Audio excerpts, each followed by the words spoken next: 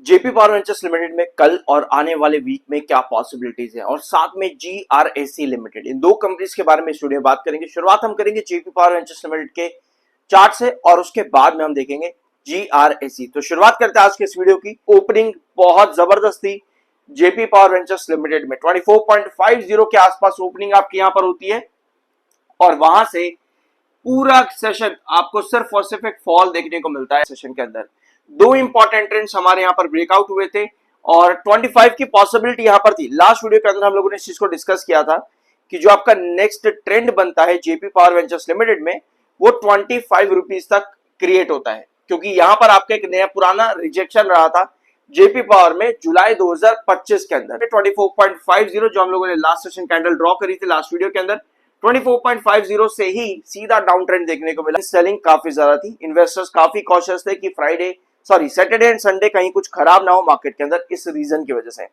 Alright, ये 1 our time frame का chart है। इस टाइम फ्रेम पर आपके पास कुछ ना कुछ पॉजिटिव मिल रहा है। एक चीज आपके पास पॉजिटिव है, पहले तो यहां पर नोट करना, ये जो रेड लाइन आप देख रहे हो 1 आवर टाइम फ्रेम पर, ये 7 EMA है। 7 EMA पर लगभग 3 घंटे सस्टेन करने की कोशिश करी और दिन के आखिर में जाते जाते 7 EMA पर आपको रिजेक्शन देखने को मिला। दो कैंडल्स आपके पास बेयरिश एंगल्फिंग कैंडल है ऑल्दो, लेकिन इसके बाद में जो आपके पास लास्ट सेशन की कैंडल ड्रॉ हुई है, लास्ट 1 आवर की जो आपके पास कैंडल आई है, ये कहीं ना कहीं इस फॉल को 24.50 की ओपनिंग के बाद से जो बना है, इस फॉल को रोक सकती है। ठीक है, हमारे पास इंपॉर्टेंट ट्रेंड्स क्या क्या आते हैं अभी जेपी पावर वेंचर्स लिमिटेड में। लास्ट सेशन जो आपकी क्लोजिंग आई थी 22.80 के आसपास, ये आपका क्लस्टर्ड पैटर्न था जेपी पावर वेंचर्स लिमिटेड के अंदर। वही जुलाई 2025 के अकॉर्डिंग, एक बार यहां पर आ भी जाते हैं, हाँ, जुलाई 2025 के अकॉर्डिंग ये आपका क्लस्टर्ड पैटर्न था 22.80। हमने यहां पर मार्क भी किया था लास्ट वीडियो के अंदर। पहले तो ये आपका एक इंपॉर्टेंट बेस है 22.80 का, यहां पर टिकना जरूरी रहेगा जेपी पावर वेंचर्स लिमिटेड के लिए। उसके बाद हम एंटिसिपेट कर सकते हैं या उम्मीद कर सकते हैं कि और हमको तेजी कंटिन्यू होती देखने को मिलेगी। 22.80 अगर आपका यहां पर ब्रेकडाउन होता है तो उस सिचुएशन पर कहीं ना कहीं हम ड्रॉप कर सकते हैं। कहां पर इंपॉर्टेंट ट्रेंड 22.80 के बाद में आता है 20.80 पर, 20 रुपए 80 पैसे के पास। अगर 22.80 पर कमिंग सेशन में अगर हम वापस नहीं आ रहे हैं, क्योंकि ये आपका लास्ट सेशन में जहां पर 20% का आपको सर्किट देखने को मिला लगभग, वहां पर आपका एक क्रूशियल रिजेक्शन के साथ क्लोजिंग दी थी। 22.80 आपका ब्रेक डाउन हो चुका है, 21.87 पर क्लोजिंग आई है। नेक्स्ट इंपॉर्टेंट बेस 20.80 के पास में है और जो 1 आवर टाइम फ्रेम की कैंडल है, ये कहीं ना कहीं लास्ट 1 आवर की आपको इस गिरावट को रोकती देखने को मिलती है, जिसमें 21.79 पर आपकी क्लोजिंग है। सो कमिंग सेशंस के अंदर 22.80 हमें ये ट्रेंड वापस से चाहिए होगा जेपी पावर वेंचर्स लिमिटेड में, क्योंकि ये आपका पुराना रिजेक्शन था, इसके ऊपर क्लोजिंग दी थी। यहां पर एक हैंगिंग बेस भी बनाना बहुत ज्यादा इंपॉर्टेंट था ताकि फर्दर और ब्रेकआउट मिल सके। पर जब भी ऐसी सिचुएशन होती है कि एक पर्टिकुलर ट्रेंड पर सिर्फ एक ही सेशन अगर चढ़े उसके बाद में वापस से फॉल दे दे, तो कहीं ना कहीं वो एक रिजेक्शन बना रह जाता है। तो आज जेपी पावर में 22.80 रिजेक्शन बना रहा है, तो हमको ये लेवल वापस चाहिए ताकि और फर्दर ब्रेकआउट मिल सके। ऐसा नहीं हो पाता तो हम 20.80 के पास में कहीं ना कहीं कमिंग सेशंस के अंदर देखने को मिल जाएंगे। 7 EMA अभी भी आपका 21 EMA के ऊपर है, 200 EMA के ऊपर स्टॉक अभी भी यहां पर काम कर रहा है, जो कि अच्छी बात है। मार्केट में फिर मैं आपको बताऊं, सेलिंग और कॉशियसनेस बहुत ज्यादा था। यूएस ईरान के बीच में आगे फर्दर क्या होगा, वही मार्केट की फर्दर रैली या डिक्लाइन डिसाइड करेगा।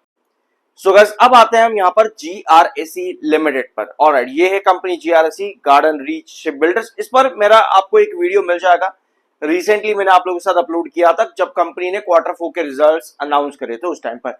सो वहां हम लोगों ने डिस्कस किया था 2940 2890 चार्ट्स के ऊपर। ये दो ट्रेंड्स बने रहने बहुत ज्यादा जरूरी है। यहां से कोई भी नीचे की तरफ गिरावट आपको 2550 की तरफ लेकर के आ जाएगी। क्या हुआ है 2940 2890 के बाद में, क्या 2550 देखने को मिला है, इसको एक बार चार्ट पर देखते हैं। टेक्निकली आपका टेक्निकली आपका एमएफआई 30.5 पर है, 46.3 पर आपका आरएसआई है। अब आते हैं जीआरएसी के चार्ट्स पे। ऑलराइट, ये है इसका 1 आवर टाइम फ्रेम का चार्ट और एक है डेली टाइम फ्रेम का चार्ट। मेरे पास दो डेली टाइम फ्रेम के चार्ट है, ये 1 आवर टाइम फ्रेम का है। सो पहले एक बार डेली टाइम फ्रेम के चार्ट पर देखते हैं। ये दो प्राइसेस मेरे पास थे 2940 और 2890, इसको एक बार मार्क कर लेते हैं, 2940 एंड 2890, ये दो लेवल्स हम लोगों ने डिस्कस किए थे। और तारीख क्या थी आपकी, फर्स्ट वीक ऑफ मई था। फर्स्ट वीक ऑफ मई को हम लोगों ने ये दो लेवल्स डिस्कस करे थे कि भैया इन दो लेवल्स के बीच में मेरा जो है कंसोलिडेशन बने रहना जरूरी है। रीजन क्या था कि स्टॉक ने इतना बड़ा ब्रेकआउट दिया, 200 ईएमए के ऊपर सस्टेन करते हुए ये ब्रेकआउट बना है। एक लंबे टाइम के बाद स्टॉक ने 200 ईएमए के ऊपर अच्छा ब्रेकआउट दिया। ये रीजन था कि ये दो लेवल्स बने रहने जरूरी है, लेकिन इसके नीचे कोई भी गिरावट आपको ड्रॉप कर देती है 82550। और यस, आपको यहां तक गिरावट देखने को मिली अगले ही हफ्ते 14 मई तक में। राइट, 2890 2940 ये दो इंपॉर्टेंट ट्रेंड्स थे जीआरएससी लिमिटेड के अंदर। यहां से करेक्शन आपको 2550 के आसपास लेकर के आई है, यानी कि जो इन्वेस्टर 2550 के आसपास इन्वेस्टेड थे उन्होंने अपनी प्रॉफिट बुकिंग करी जैसे ही ये 2890 का ट्रेंड आपका ब्रेकडाउन हो गया। सो अब आते हैं यहां पर क्या पॉसिबिलिटीज नजर आती है इसके बाद में जीआरएससी लिमिटेड के अंदर। ऑलराइट, सो यहां हमारे पास पिछले 3 सेशंस में प्रॉपर सेलिंग देखने को मिली है। 7 EMA 21 EMA के नीचे ट्रेड कर रहा है।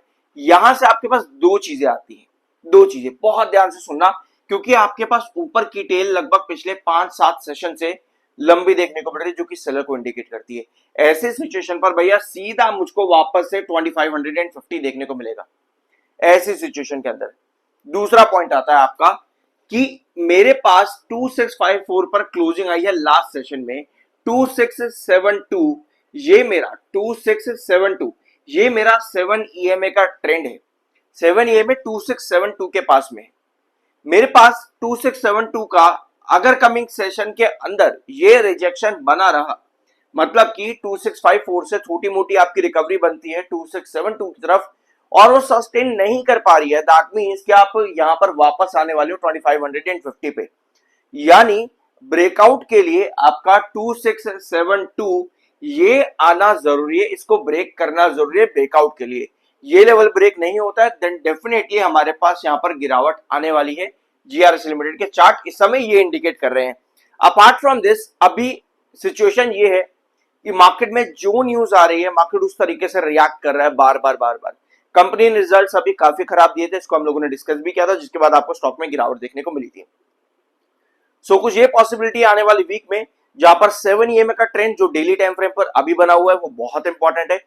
यहां पर रिजेक्शन बनता है, दैट मींस कि वापस से 2550 के नीचे हम यहां पर गिरने वाले हैं। इस वीडियो में कुछ नया जानने को मिला हो तो एक प्यारा सा सब्सक्राइब जरूर करना। I am NRSM 7 certified. मिलता अगले वीडियो में।